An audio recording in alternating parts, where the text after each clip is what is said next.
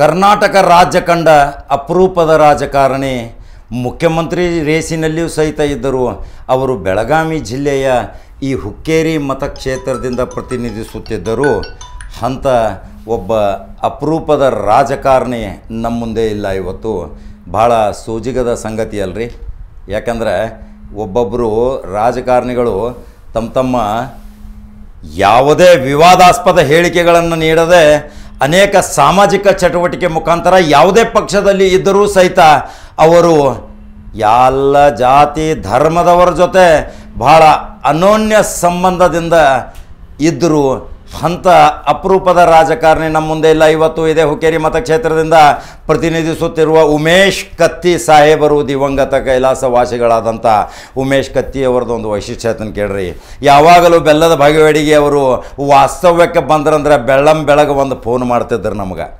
ಎಲ್ಲಿದ್ದೀರಿ ಕಾಕಾವ್ರ, ಬರ್ರಿ ನಿಮ್ಮ ಗನ್ನು ತೊಗೊಂಡ ಘಟಪ್ರಭಾ ಪ್ರವಾಸಿ ಮಂದಿರಕ್ಕೆ ಬರ್ರಿ ಅಂತ ಹೇಳ್ತಿದ್ರು. ಆವಾಗ ನಾವು ತಯಾರಾಗಿ ನಿಂದಿರ್ತಿದ್ವಿ. ಎಷ್ಟು ವಿಚಾರ ವಿನಿಮಯ ಮಾತಾಡ್ತಿದ್ರು, ಎಷ್ಟು ತಮ್ಮ ಅಂತರಾತ್ಮದ ಧ್ವನಿಯಿಂದ ಸರಳವಾಗಿ ವಿರಳವಾಗಿ ಭಾವ್ಯಕತೆ ಸಂಕೇತ ಸಾರುವಂಥ ಉಮೇಶ್ ಕತ್ತಿ ಸಾಹೇಬರು ಕೈಲಾಸವಾಸಿಗಳಾದಾರ. ಅವರು ಒಂದು ಮಾತು ಹೇಳ್ತಿದ್ರು, ನನ್ನ ಮಗ MLA ಆಗ್ತಾನೆ, ನಾ ಮುಖ್ಯಮಂತ್ರಿ ಆಗಲಿಲ್ಲ ಅಂದ್ರೂ ನನ್ನ ಮಗ MLA ಆಗ್ತಾನೆ, ನನ್ನ ಮಗನೂ ಸಹಿತ ಮುಖ್ಯಮಂತ್ರಿ ಆಗಬಹುದು. ಅದರ ಸಲುವಾಗಿ ಇವತ್ತು ನಿಖಿಲ್ ಕತ್ತಿ ಸರ್ವಸಾಧಾರಣ ಪ್ರತಿ ಹಳ್ಳಿ ಸಹಿತ ತಿರುಗಾಡಿ ಇವತ್ತು ಶಾಸಕ ಸ್ಥಾನಕ್ಕೆ ಭದ್ರ ಬುನಾದಿ ಹಾಕಾಕತ್ತಾನ. ತಂದೆಯ ಮಾರ್ಗದರ್ಶನದಂತೆ ನಡೆಯಾಕತ್ತಾನ. ಸಣ್ಣ ವಯಸ್ಸಿನ ಹುಡುಗ ನಿಖಿಲ್ ಕತ್ತಿ ಇವತ್ತು ಹುಕ್ಕೇರಿ ಮತಕ್ಷೇತ್ರದಲ್ಲಿ ಜನಪ್ರಿಯ ಯುವಕ. ನಿಖಿಲ್ ಕತ್ತಿ ನೋಡ್ರಿ, ತಂದೆ ಯಾವ ಯೋಜನೆಗಳನ್ನು ಅಪೂರ್ಣಗೊಳಿಸಿದ್ದಾರೆ, ಯಾವ ಯೋಜನೆಗಳಿಗೆ ಅಡಿಗಲ್ಲು ಹಾಕಿದ್ದಾರೆ, ಯಾವ ಯೋಜನೆಗಳನ್ನು ಸರ್ಕಾರದ ಮೇಲೆ ಒತ್ತಡ ತಂದು ನೂರಾರು ಕೋಟಿ ರೂಪಾಯಿಗಳ ಬೃಂದಾವನ ಗಾರ್ಡನ್ ಇದೇ ಹಿಡಕಲ್ ಡ್ಯಾಮದಲ್ಲಿ ಮಾಡುವಂಥ ಅನೇಕ ಬೋಟ್ ವ್ಯವಸ್ಥೆ, ಪ್ರವಾಸೋದ್ಯಮ ಇಲಾಖೆಯನ್ನು ಆಕರ್ಷಿಸುವಂಥ ಅನೇಕ ಪ್ರವಾಸಿಗರು ಇದೇ ಹಿಡಕಲ್ ಡ್ಯಾಮ್ದಲ್ಲಿ ಬರಬೇಕು ಅನ್ನುವ ಮನೋಭಾವನೆಯಿಂದ ಅವರ ಕನಸುಗಳನ್ನು ಸಾಕಾರಗೊಳಿಸುವ ಸಲುವಾಗಿ ಇವತ್ತು ನಿಖಿಲ್ ಕತ್ತಿ ಅಖಾಡಕ್ಕೆ ಇಳಿದಾನಂದ್ರೆ ನಿಖಿಲ್ ಕತ್ತಿ ಶಾಸಕ ಆಗತಾನ. ನಿಖಿಲ್ ಕತ್ತಿಗೆ ಜನಪ್ರಿಯ ಯುವಕರ ಬೆನ್ನ ಹತ್ಯಾರ.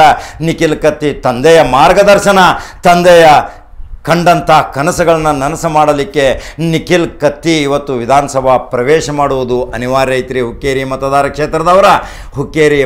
ಕ್ಷೇತ್ರದವರು ಪುಣ್ಯವಂತರು. ಯಾವುದೇ ಗಲಾಟೆ ಇಲ್ಲ ಹುಕ್ಕೇರಿ ಮತಕ್ಷೇತ್ರದಲ್ಲಿ. ಸರ್ವ ಜಾತಿ ಜನಾಂಗದವ್ರ ಜೊತೆ ಅನೋನ್ಯ ಸಂಬಂಧ, ಅನೇಕ ಜಾತಿಯ ಬಾಂಧವರು ಅಲ್ಲಿ ಇದ್ದರೂ ಸಹಿತ ಎಲ್ಲರ ಜೊತೆ ಪ್ರೀತಿ ವಿಶ್ವಾಸದಿಂದ ಮಾತನಾಡುವಂಥ ಉಮೇಶ್ ಕತ್ತಿ ನಮ್ಮ ಮುಂದೆ ಇಲ್ಲಲ್ರಿ ಇವತ್ತು. ಅವರು ಮಾಡಿದಂಥ ಕೈಗಾರಿಕೋದ್ಯಮಿಗಳು, ಅವರು ಮಾಡಿದಂಥ ಸಂಘ ಸಂಸ್ಥೆಗಳು, ಅವರು ಮಾಡಿದಂಥ ಅನೇಕ ಸಾಮಾಜಿಕ ಚಟುವಟಿಕೆಗಳು, ಅವರು ಮಾಡಿದಂಥ ಕಡಿಮೆ ದರ್ಜೆ ಇವತ್ತು ಕಲ್ಯಾಣ ಮಂಟಪಗಳು ತಲೆ ಎತ್ತಿ ನಿಂತಾವ. ಅವೆಲ್ಲ ಉಮೇಶ್ ಕತ್ತಿಯವರು ಮಾಡಿದಂಥ ಸಾಕಾರ ಮೂರ್ತಿಯ ಕನಸುಗಳು.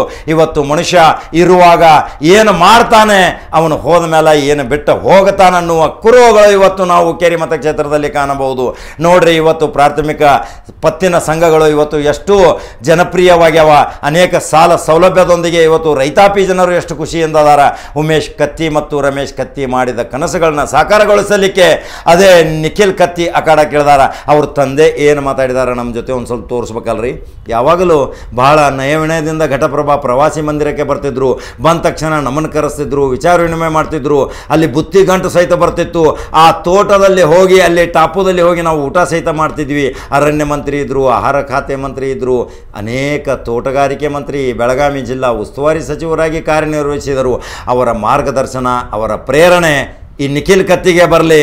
ಅವರ ತಂದೆ ಮಾಡಿದಂಥ ಅಪೂರ್ಣವಾದ ಕೆಲಸಗಳನ್ನು ಶಾಸಕನಾಗಿ ನಿಖಿಲ್ ಕತ್ತಿ ಮಾಡಲಿ. ಇದು ನಂಬರ್ 1 ಚಾನಲ್ ಆಶಯ. ತಂದೆಯ ಮಾರ್ಗದರ್ಶನದಂತೆ ನಿಖಿಲ್ ಕತ್ತಿಗೆ ಆ ದೇವರು ಶಕ್ತಿ ನೀಡಲಿ ಅನ್ನೋದೇ ವಿಶೇಷ ಸ್ಟೋರಿ. ಅವ್ರು ಏನು ಮಾತಾಡಿದಾರೋ ಒಂದು ತುಣುಕು ಹಾಕಬೇಕಲ್ರಿ. ಹಾಗಾದ್ರೆ ನಂಬರ್ 1 ಚಾನಲ್ ಫಾಲೋ ಮಾಡ್ತೀರಿ, ಲೈಕ್ ಮಾಡ್ತೀರಿ, ಶೇರ್ ಮಾಡ್ತೀರಿ. ಉಮೇಶ್ ಕತ್ತಿ ತುಂಬ ಪ್ರೀತಿಯಿಂದ ಈ ಚಾನಲನ್ನು ಬಹಳ ವೀಕ್ಷಣೆ ಮಾಡ್ತಿದ್ರು. ಅದು ಒಂದು ಗಮನಾರ್ಹ ವಿಷಯ ನಾನು ಹೇಳ ಬಯಸ್ತೀನಿ ವೀಕ್ಷಕರೇ. ಮತ್ತೆ ಬೇರೆ ಸುದ್ದಿಯೊಂಗ ಬರ್ತೀನಿ. ನಮಸ್ಕಾರ. ಮಾನ್ಯ ಸಚಿವರೇ, ಘಟಪ್ರಭಾ ದುಬ್ದಾಳ್ ಜಲಾಶಯಕ್ಕೆ ಬಂದದ್ದು ಉದ್ದೇಶ ಏನು? ಹಿಡಕಲ್ ಡ್ಯಾಮ್ದಲ್ಲಿ ಬೃಂದಾವನ ನಂತರ ಅದನ್ನು ನಿರ್ಮಾಣ ಮಾಡಬೇಕು.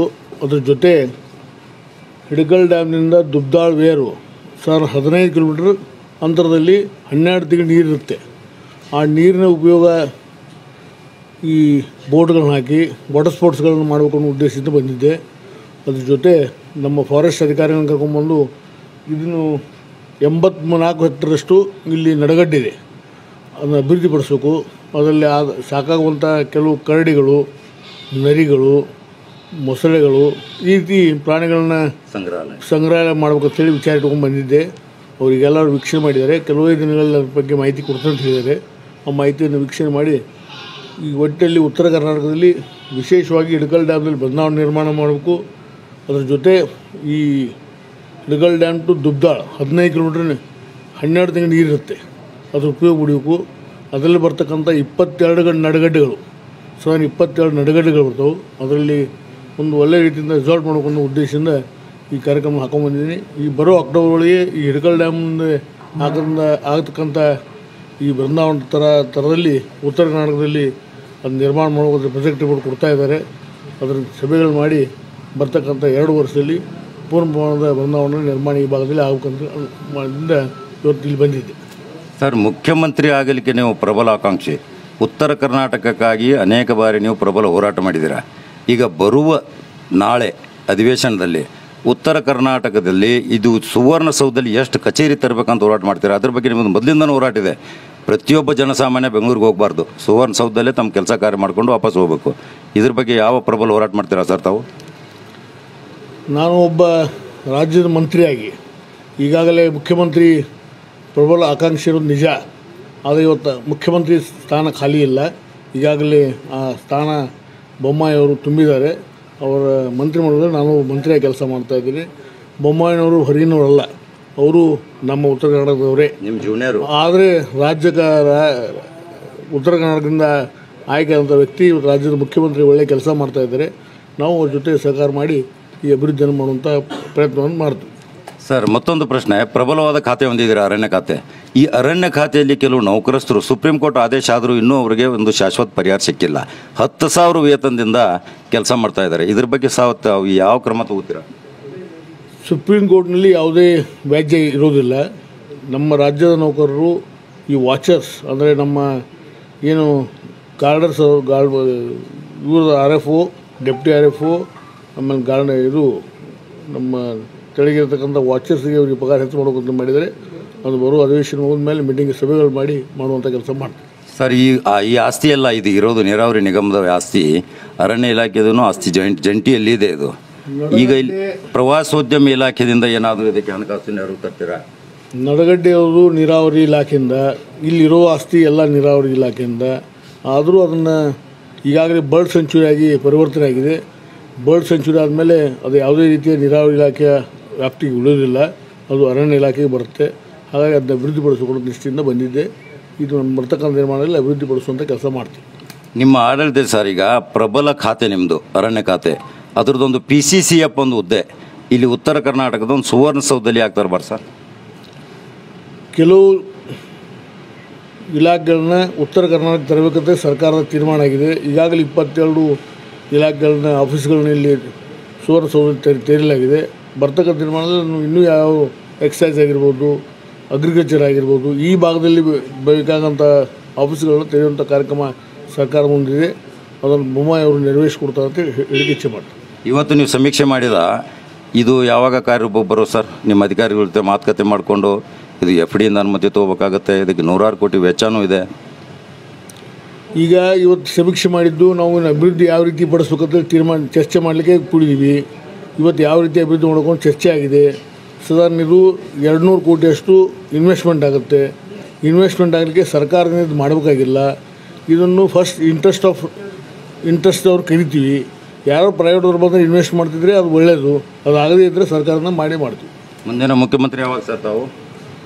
ಇನ್ನೂ ನನಗೆ 60 ವರ್ಷ, ಇನ್ನೂ 15 ವರ್ಷ ನಾನು ರಾಜಕಾರಣದಲ್ಲಿ ಇರಬೇಕಾದ ಆಸೆ ಇದೆ. ಒಂದಿನ ಮುಖ್ಯಮಂತ್ರಿ ಆಗ್ಬೋದು, ಅದು ನಸೀಬದಲ್ಲಿರಬೇಕು. ನಿಮ್ಮೆಲ್ಲರ ಆಶೀರ್ವಾದ ಬೇಕು, ಅವಾಗ ನೋಡೋಣ. ಓಕೆ, ಥ್ಯಾಂಕ್ ಯು ಸರ್ ನಮ್ಮ ಜೊತೆ ಮಾತಾಡಿದ್ದಕ್ಕೆ. Thank you.